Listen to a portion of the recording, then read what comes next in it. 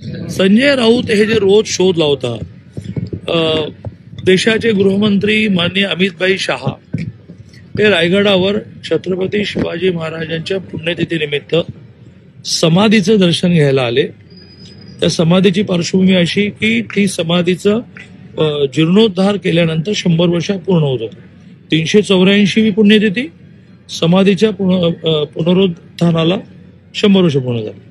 जिजामातेच्या समाधीचं दर्शन घेणं, छत्रपती शिवाजी महाराजांच्या सिंहासनाचं दर्शन घेणं, छत्रपती शिवाजी महाराजांचं समाधी दर्शन.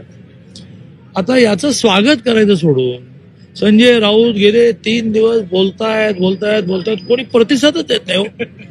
संजय राऊतजी राजकीय दुश्मनी असावी, परंतु अशा प्रकारचा प्रसंग ज्याच्यामध्ये पहिल्यांदा या देशाचे गृहमंत्री, मला मान्य आहे की इंदिरा गांधी येऊन गेल्या आहेत, पंडित जवाहरलाल नेहरू येऊन गेले आहेत, अटलजी येऊन गेले आहेत, जयसिंग येऊन गेलेले आहेत, पण देशाचे गृहमंत्री या नात्याने आणि शिवभक्त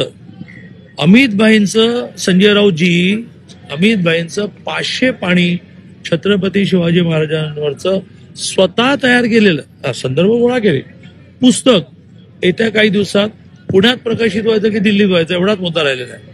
ज्या पुस्तकाचं वाचन केल्यानंतर संजय राऊतजी तुम्हालाही चक्कर येईल की शिवाजी महाराजांचा अभ्यासाने इतका केला. त्या अमितभाईंबद्दल केवळ तुम्ही सत्तेमध्ये नाही, तुम्हाला यायचंय परंतु घेत नाही म्हणून तुम्ही किती दुस्वास करणार. रोज तुमची माणसं चालली आहेत.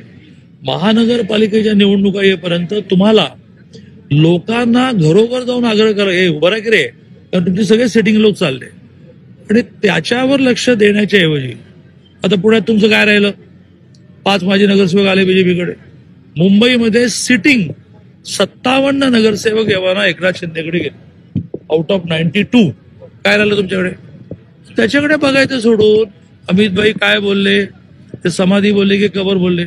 बोलण्याच्या ओघामध्ये एका बाजूने त्यांना ते समाधीच्या दर्शनाला आले, समाधी शब्द त्यांच्या डोक्यात होता म्हणून लगेच मुसलमानांचा अनुनय सुरू केला, कबरेला समाधी म्हटली. अरे कुठून शोध लावता?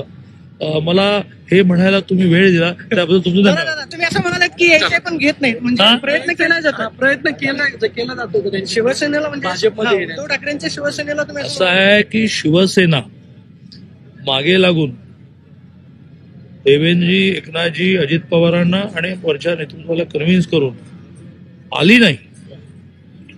यायचं की नाही, घ्यायचं की नाही माझ्या विषय आहे. तर महानगरपालिकेला मुंबईसारख्या ठिकाणी उभं करायला माणसं मिळणार नाहीत. आता याचा अर्थ असा आहे का की ते मागे लागले तसं मी म्हणतोय? याचा अर्थ असा लागला आहे का की आम्ही नाहीये म्हणतोय? तसं मी आपलं प्रेडिक्शन दिलं की जर ते सत्तेवर आले नाही तर गळती करत लांब सोडावं. कोल्हापूर, पुणे माणसंच नाही मिळणार, मुंबईत माणसं नाही मिळणार.